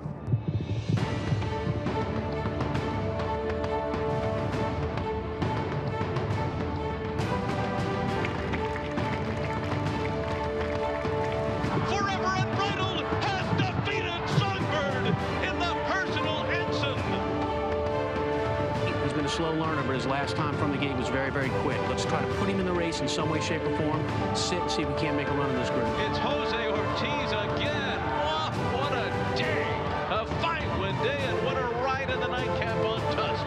And this is the story of us. Astronomy matters in some way to each and every one of us here, and every single second of this day, we were able to be a part of it. That's pretty darn special, to say the least.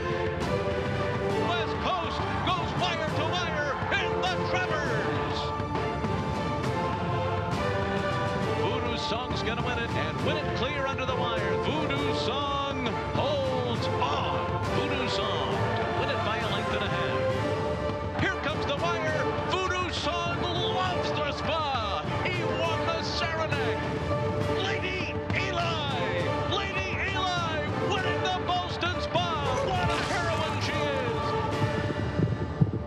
is. Quick is faster than them all.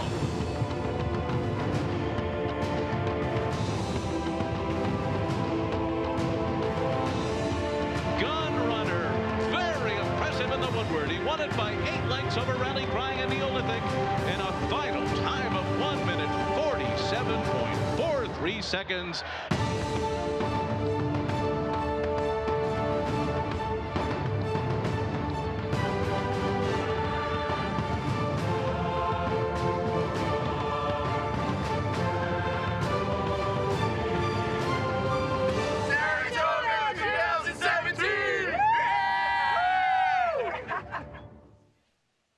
And what a summer it has been here at Saratoga. We had the chance to see some incredible performances and followed some remarkable stories. Sad to see that we just have one race left. Well, winning ain't easy here at Saratoga, and whether a trainer, owner, jockey, or a bettor, but there's always one more chance to try. after this.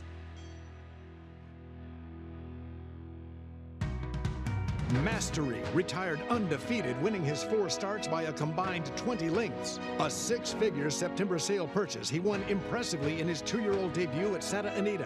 From there, he captured the Grade 3 Bob Hope Stakes and completed his juvenile campaign with a dominant performance in the Grade 1 Los Alamitos Futurity. At 3, the top-rated son of Candy Ride sizzled in the San Felipe, running a 105 buyer and winning by open lengths. Mastery, new for 2018 at Claiborne Farm. Make NyraBets your home for online horse racing and betting. Use NyraBets to bet on live horse racing from around the world.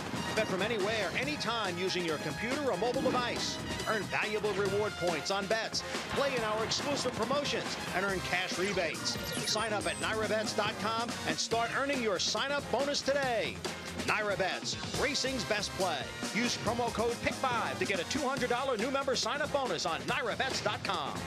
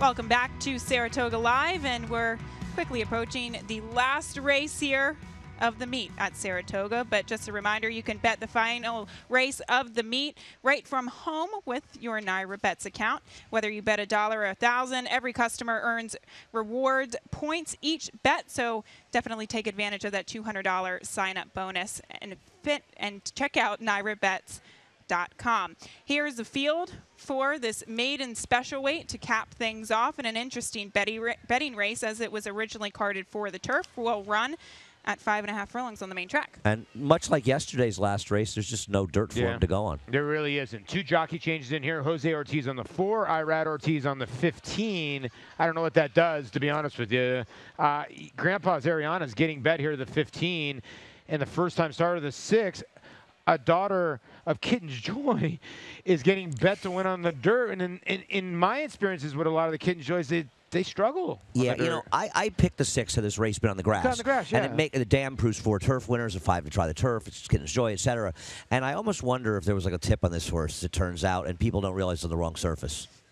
Well, Andy, why don't you try to go find out some tips here? Oh, yeah. Tips are really great in Saratoga. Yeah, they really like, and we get 8 in one race, and one of them wins. As Sometimes. always. Well, we'll get to this race momentarily, but Maggie Wolfendale is standing by with a special guest in the paddock.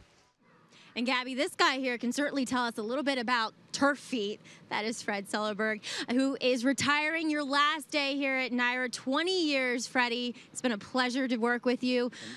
It's been a pleasure to be with you also. And some of your best memories here. You are the blacksmith, along with Joe Campbell, who's snickering behind us. And you two are like, I mean, a comedy act. Yeah, Mutt and Jeff, yes. A little bit. But we get along just great. He's a good blacksmith, and he'll handle this job without any problems whatsoever. Who are we going to torture, though? I mean, we've given you a run around. Joe. He's fun. He's fun to do that. But, Freddie, you've shod some nice horses in the past. Who are some of the names that come up? Well, I shot all the 5 Belmont winners for Woody Stevens and some of the other popular horses he had. And quite a few others. I can't remember them all, to be honest with you. And any notable horses here in the paddock you fixed shoes for? Yes, for what horse? Dwayne Lucas, Charismatic. He lost the shoe, and I had to put the shoe on just before the Belmont. Well, Freddie, it's been a pleasure to work with you, and enjoy retirement. I know you're looking forward to spending time with family. Oh, big time. I have the 8 grandchildren now. I'm going to have nothing but good times, I think. So. That you are. You will be missed, and we will surely make sure Joe stays in line for you. Freddie, thank you for all your years. As we'll take a look at some of the first-time starters in here, beginning with number 3, Connie A. That is for Todd Pletcher, who looked to kind of one-up his lead a little bit here as he has sealed the leading trainer title for this 2017 meet. I like what I see from this filly, Connie A. She is sharp, she is fit, she is ready to go, and she doesn't look like one who's totally, turf meant. She looks as though she should be able to handle the main track, as this one is off the turf here. Moving on to Linda Rice's number 4, that it ain't easy. And she's another one that kind of the same breath. But then again, Linda's first-time starters, they tend to need a race. And while I like her, I'll be looking forward to seeing her next time out, possibly sprinting on the turf at Belmont. Moving on to number 6 here. She's taking a lot of money. That's for Jeremiah Englehart. Something Joyful, a daughter of Kitten's Joy. Actually, very familiar with this one's full brother, Xandar, Bitty Kitty. Also, they're turf horses, though. She's a turf horse. I like her. Look, she looks great here. She's well prepared, but I'll be surprised if she can do any running here on the main track, Gabby. Thanks, Maggie, with a closer look at the field here. And yeah, there's a lot going on in this field, guys. And how do you even begin to approach it? I think what I would say is bet against the 6. Maggie was talking about it. I agree from the pedigree standpoint. I think they're betting this horse for all the wrong reasons in here. So I think if you try to build your play around trying to beat the favorite, might be the best start here, Paul. Yeah, because when you look at this race, you have to remember it was slated for the turf. Okay, so when you look at that, who has the best turf form? The 14 and the 2. But the 2 comes out of maiden special weight races. I get it. It was against New York breds, but showed some speed. So I think you have to start with her first. I'm surprised she's not the favorite because she's going to be the filly to catch in here. She probably is. Now, her dirt race was not good. Yeah. But was against better horse her first start. She did improve significantly on the turf. She's probably a better turf horse, but she may well be the speed in here. We'll see how it works out for her. Todd Pletcher's horse, the 3, Connie A. That horse is taking no money. I'm surprised. I thought that horse would Bad take money. sign. And the 4, too, it ain't easy because Jose Ortiz going to that horse late for Linda. They've been potent all meet. She doesn't win with these. The 10 is the one I'm taking a shot with in this race. Mike Maker won an off-the-turf race with one of his horses earlier in the meet. Well, we'll be giving you the post-parade just momentarily, but first we wanted to check in on the Saratoga Showdown standings. As we'll see, M. Guad 7-3-1 right now. Wow, it's a 4-way tie, 5-way tie. I'm rooting for I Shea. can't count. I'm rooting for my buddy Shea Doggy. Shea Doggy, come on, Darky. I thought that was you, Paul. Shea Dog. I used to be the head I dog like at it. Shea. All right, well, we'll see what transpires here in the last race as well. As it's a confusing one, that's for sure, but we'll start things off with the 1 Selling Stones here, sent out by trainer Bruce Levine, who's having a phenomenal Saratoga meet. 1 or 2 for Bruce Levine here, taking no money for Onorati Valente. More dirt on the dam side, though. That's the 2 Amanda Lane jockey change here to Manny Franco, the other Bruce Levine trainee. Yeah, and I think the horse that would probably be the favorite, or at least second choice right now, and has got a big shot, speed from the rail. Well, the 3 Connie A, sent out by trainer Todd Pletcher by Claiborne, or by Algorithm standing at Claiborne. Well, Algorithm's a good mud sire, so maybe I'm a good mud horse, so maybe the wet track will help. And that's the 4 It Ain't Easy, Jose Ortiz in the saddle for Linda Rice. It should be the name of this meet. It's hard to pick winners here. But this horse is getting bet. Maybe this can get you out for the meet. Attractive looking filly there, and that is the 5 Just Enough Hope for Gary Siaka. Probably more meant for turf. We'll see if it handles the distance. Joel Rosario will ride the 6, Something Joyful for Jeremiah Engelhardt. Another horse that's meant for turf, but she's taking too much money not to be live. Her dirt works must be good. Couple of scratches there, so we pick it up with the 10, Nothing But a Smile for trainer Mike Maker. By a quick sire in McLean's Music out of a quick mare. So this horse should be speed over speed and is getting played here at 5-1. A horse that's coming off a lengthy layoff, that's the 11, Live That Fantasy. Yeah, it's been a long time. Would be quite the upset. And the 14, Sandy Bell, well, she's never been on a fast main track. Tough horse to read because when you look, her last 2 races are so improved. I wonder if she just changed or Richard Schosberg found something about her. She might be the filly to catch in here. And a filly who's never tried the main track, that's the 15, Grandpa's Ariana, Irad Ortiz will ride. Run well enough in the turf to win this, but can she handle the surface? Well, we'll get to this race in just a moment. As we take a quick break, we've got one more race before we wrap a ribbon around the 2017 Saratoga meeting. Want a hunch bet? Maybe it ain't easy to say goodbye. Undefeated in sprint competition, Eclipse champion Run Happy captured 3 Grade 1 victories and set blistering speed records at both Keeneland and Saratoga. In the Breeders' Cup Sprint, he dominated the world's fastest runners, going 6 furlongs in a record-breaking 108 and change. The only horse nominated for 3 Eclipse Awards, Run Happy was crowned champion male sprinter, all the while racing 100% drug-free. Champion, millionaire, record breaker, Run Happy, standing at Claiborne Farm.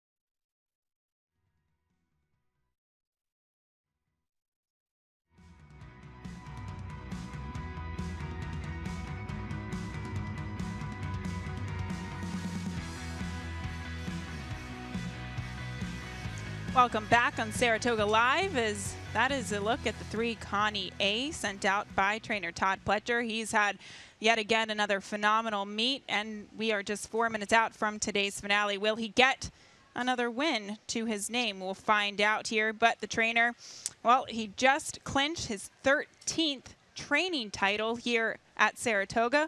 With more, we go to Maggie. Yes, Gabby here with the man of the hour, Todd Pletcher. 13 Saratoga training titles. We have to go back to 1998.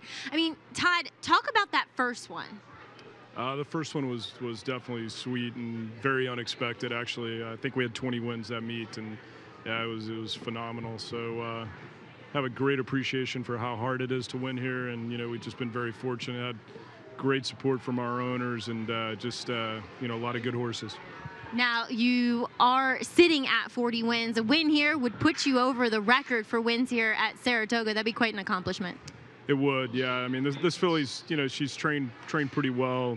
Hopefully she can get off to a good start. That'd be very helpful. And Todd, you know, we'll celebrate when you go back to Belmont, obviously presenting you the award for your leading trainers win. But you often have your family around you up here at Saratoga. It just kind of has that vibe of that family feel. It does, you know, and having my my dad up here for most of the meet. We had a good time, and you know, a lot of these horses he's prepared at his training center. So yeah, it's a family event, and you know, I think not only the whole family takes pride in it, but everyone at the barn. A lot of people doing a lot of work and doing a great job supporting us. And you also had a win as well under your own name, and your dad's a big fundamental. He's an all right horse for you guys. Yeah, he's been great. That was a fun win for us. And also, we can't forget about the man to my left here, Tristan Berry, your main assistant up here. But as you said, everybody in your team does a wonderful job. Todd, congratulations. Thank you very much. All right, Gabby. Thanks, Maggie. Of course, Todd Pletcher learning from the best in the biz, Dwayne Lucas, and Tristan, maybe his assistant, hoping to learn from him. Sires. Exactly. I mean, really, it's the truth. Dwayne Lucas's training tree is going to go farther down. And I think a lot of people don't realize trainer of the 15, George Weaver, was under his care. A lot of people don't realize that. And he's winning races here. Dallas Stewart's winning races here. They all are. Well, it's incredible. Mark Hennig as well. So many other people that have worked for Wayne Lucas that have come through him have just had such a huge effect on the game. They absolutely have here. But we'll get back to this final race here. As people need to make some money in the last race, right? Guys, the 6, Something Joyful. What do you do with this filly? I can't. Bet against her. You got to, right? Bet against her. It's the last race of the meet. You got to bet its favorite. Meanwhile, the 14, who I like, I can't take 7-2. You know what? The 15, I don't understand why the 15 6-1. So for me, I think that's the horse that's taking the sneaky money. Obviously been working well because the turf starts don't put this horse in the winner's circle. But George Weaver's found ways to win races. George Weaver just does a tremendous job. His record in Saratoga over the last 7-8 meets is nothing short of remarkable. He really is there. You like the 10 though, don't you hear Andy a little bit? Yeah, you know, 5-1 too short though. It's not a great price. I'll be honest with you. I'm not thrilled with it. But that's where I landed in here. It's McLean's music, so hopefully, even though it's more turf on the dam side, maybe it'll transfer more to the dirt because of McLean's music influence on the sire side. Well, even on the bottom side though, talking about the 10 Nothing But a Smile. The mare, she really ran on anything, so isn't that kind of a good omen for this filly? She won $120,000 in the turf. It was 3 for 15 on the turf, and 2 of her 3 foals that tried the turf won on it. So I felt like it was more turf. I did like that Mike Maker won with a horse in an off the turf race earlier in the meet that he kept in. You know what I do like about that horse? That horse has got a bullet work at the Churchill Downs training track. Then they brought her here, and she's got a good work on August 1st. This is sneaky work. Well, for these 5.5 furlong races on the dirt, how important, though, is speed out of the gate? Well, I guess it's got to be good. I mean, I think you want to be forwardly placed in these races in general. But the problem is, I mean, the 14 is supposed to be a speed, but you've got so many first-time starters who know there could easily be somebody with speed in here. Well, we'll find out momentarily who will be the best in today's finale, the finale of the meet. We send it up to Larry Colmus for the rest of the load and call. Just a few more to go into the starting gate here. Live That Fantasy. Hesitates just a bit and goes into the starting gate. And Eric Consell will climb aboard Live That Fantasy as we await the last 2. Sandy Bell. A rider off as well of Something Joyful. And Nothing But a Smile. But many of the riders are off of their mounts here in the starting gate.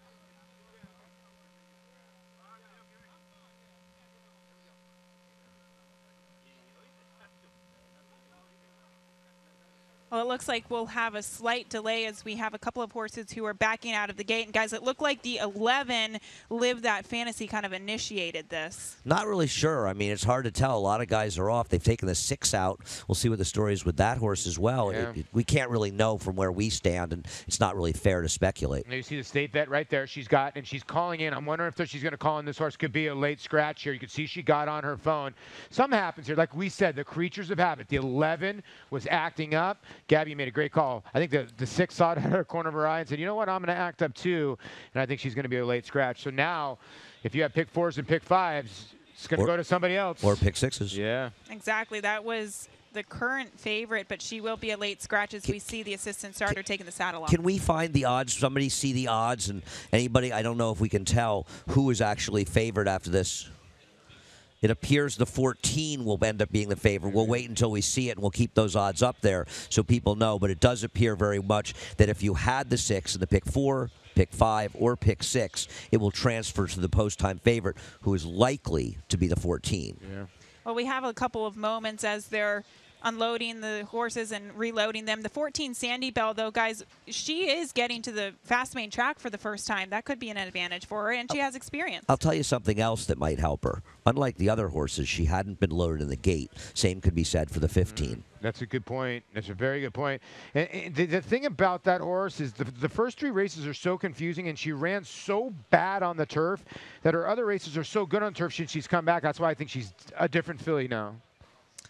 We could see that happen here as we're just waiting for them to reload.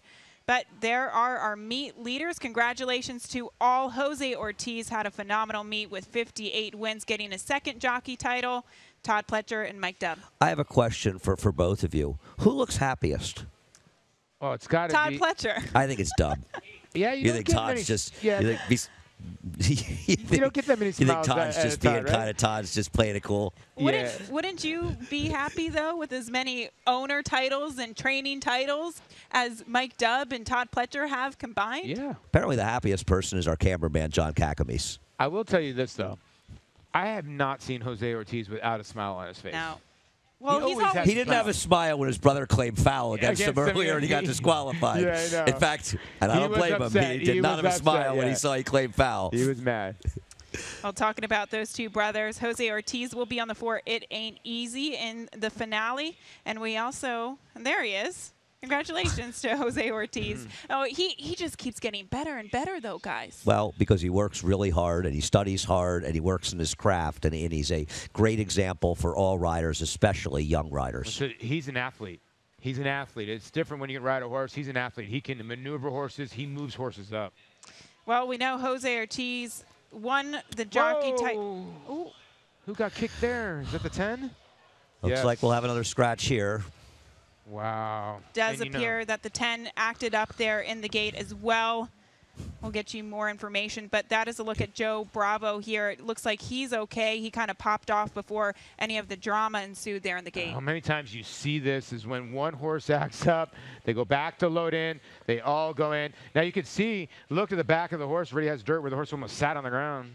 They're going to be removing the saddle here, probably a late scratch, but Maggie, what can you tell us? Yeah, that looked pretty bad with nothing but a smile, Gabby. You're right. As Paul said, there's dirt on the back of her, and oftentimes the vets at the gate kind of go by a loose rule that if the horse goes back and their hocks, and even if their hind end touches the ground, it's just a safe bet to scratch the horse. And obviously we're having a lot of issues at the gate here, but you got to think that this benefits the 14 and 15 in here because they still have yet to go in the gate. So all these horses going in and out and in and out, and they've just been kind of hanging out. Sandy Bell and Grandpa's Ariana. So, Gabby. Thanks, Maggie. Well, it looks like they're finally loaded. We go up to Larry Colmus for the call. Ready for the start.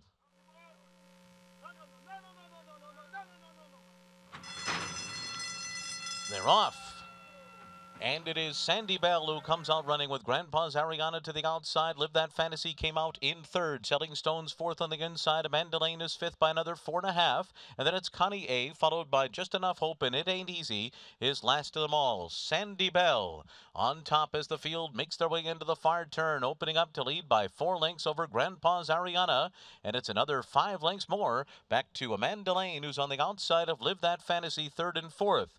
Connie A is up running in 5th, but already 13 lengths off the lead. Selling Stones is next as they make their way to the quarter pole, where it is Sandy Bell and Jose Lezcano far out in front of Grandpa's Ariana. Sandy Bell's got a 6-length lead. Grandpa's Ariana is second by another 8. And then it's Connie A on the outside, followed by Amanda Lane as they come by the 8th pole. It is Sandy Bell, and she's got a 6-length lead on Grandpa's Ariana. Then Connie A to the outside. Coming down to the line, Sandy Bell. Sandy Bell comes home a winner here. Connie A's going to be 2nd. Grandpa's Ariana was 3rd, and Amanda Lane was 4th as we say goodbye to the Spa. Sandy Bell getting the victory in the nightcap there, and she was one of the last ones to load, guys, and she just shot out of the gate. You guys did a great job in pointing out that the 14 and 15, the last ones to load there. And all pick 4, pick 5, and pick 6 players that used the 6 and 10. They went to the program, the post-time favorite who won. So that's good. That is very good and much clear winner. And it's good job by Rich Schosberg. He deserved this win. This poor horse has gotten run down the last 2 times. All right, we're going to step aside here, and when we come back, we'll get you those results and prices and more winner circle action right after this.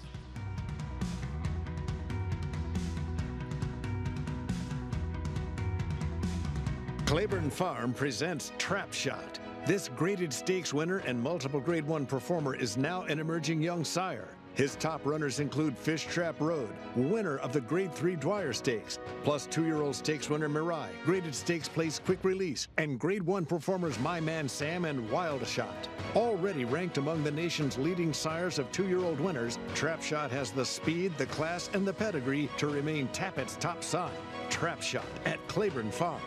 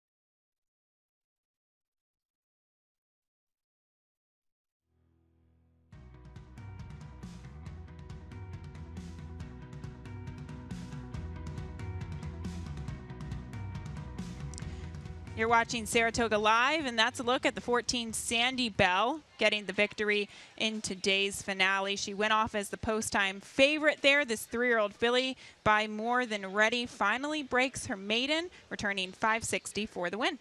Nice to see Rick Schosberg get a win at the meet. No. I'm with you. Congratulations to Clear Star Stable and Rich, who owns part of this horse, in New York bred. And like I said, she had run very well in her last 2 starts, and she got popped at the wire. If you had that Naira Betts pick 5, not bad, considering you got Avenged to start the pick 5 at 3-5, I think, Gabby. 647. It's not Avenged, excuse me. Engage to Sandy Bell. I mean, it's still a great payout, considering Barica was your longest shot, at least on the line. Well, let's also point out that a lot of people scratched into the last winner, so a lot of extra tickets went on it. So, you know, there may be an opportunity, we hope, with people they add it multiple times. Good point there, Andy. But we'll take Shea a look. Doggy. Tough beat for him. Progenitor. Wow, Good job, look at that. Yes, my buddy Good Shea job. Doggy. I thought I lost. My bad. Well, congratulations to all of them. They all win those $50,000 or those 50,000 Naira Betts points. And a reminder that the sweepstakes for the draw to win that 2018 Belmont Stakes package, that's going to happen this Wednesday, September 6th, and the winner will be announced this coming Friday on the Belmont Live show. So a lot to look forward as well, but congratulations to all of them. That's been a tremendous contest, very popular, great way to get introduced into betting. Oh, the memories don't go anywhere. We'll take a look back at the last 40 days here at the Saratoga meet. That's coming up next.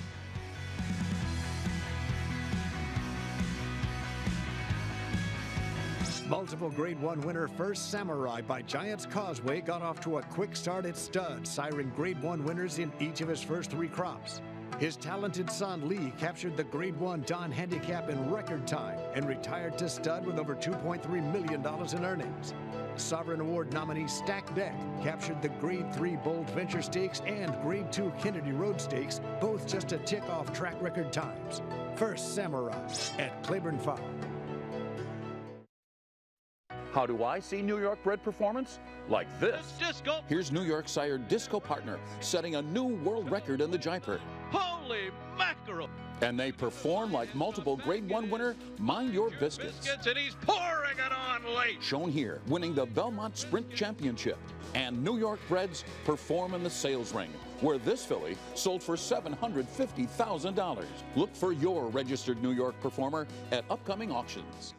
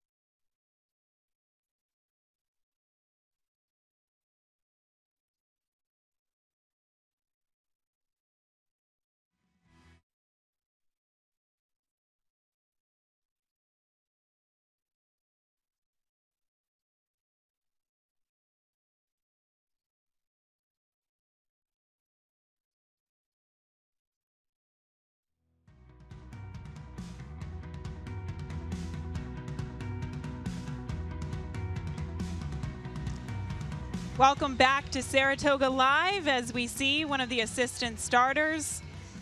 He's taken the numbers off the gate. Everybody's packing up and getting ready to get out of here. It's kind of a sad sight. It's an amazing job that people do. I mean, our guys in the TV truck, what they do to take the thing apart and bring down to Belmont Park.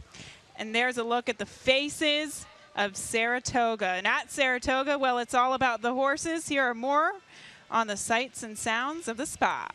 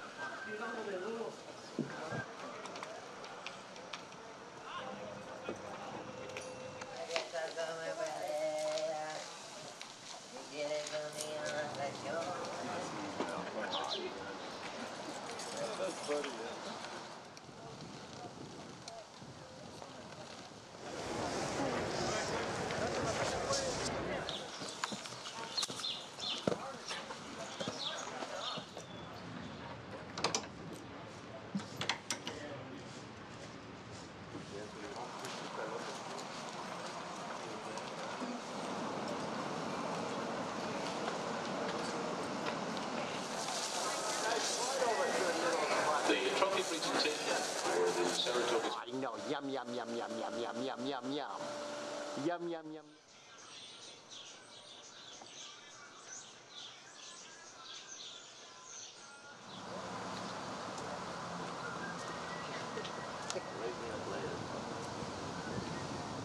Well, there's one on both ends. I see it too late, Papa. I didn't speak too long.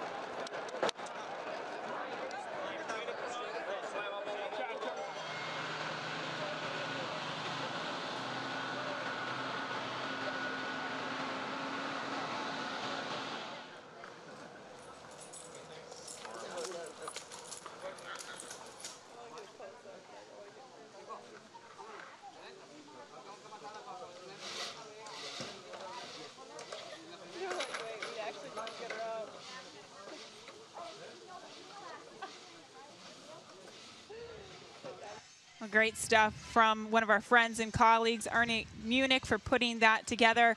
And guys, it was a tremendous meet. What was your favorite part? Being here with you guys. Yeah, it was for me too. Listen, I'm new to the staff here. You guys had me here with open arms. Jody, Eric, I'm going to read it. I hope I don't miss any. Josh, Liza, Jennifer, Patrick, as well as Mitch. All you guys showing up in the meetings every morning. I think a lot of people out there in